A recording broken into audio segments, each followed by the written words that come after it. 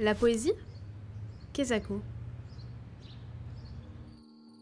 Et si elle était un passage secret, parfois raccourci, parfois détour, pour apprendre à se perdre? Ou alors une porte spatio-temporelle, pouvant s'ouvrir n'importe où, à la ville et à la campagne, dans sa chambre ou dans sa cuisine, et qui mène tout droit vers la vie.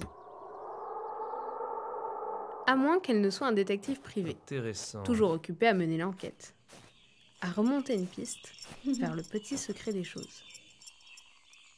Un collectionneur attentif à ne surtout pas tuer le papillon attrapé. Et si elle était ce drôle de magicien, qui ne se transforme jamais comme il veut, toujours à se tromper de formule? La poésie pourrait ressembler à un archéologue, découvrant les vestiges de ce qui n'existe pas encore. Ou bien à ce paysan qui travaille chaque jour à récolter les graines de rien qui nous nourrissent. La poésie pourrait-elle être une question? Un secret qu'on ne peut garder véritablement qu'en le partageant. Avoir la forme d'un jeu ou celle d'une blague. Une petite blague, mais une bonne blague.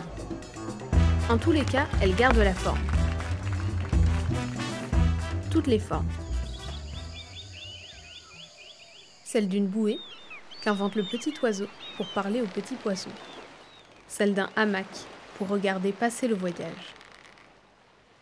Celle de la feuille d'un arbre qui pousserait sur la lune.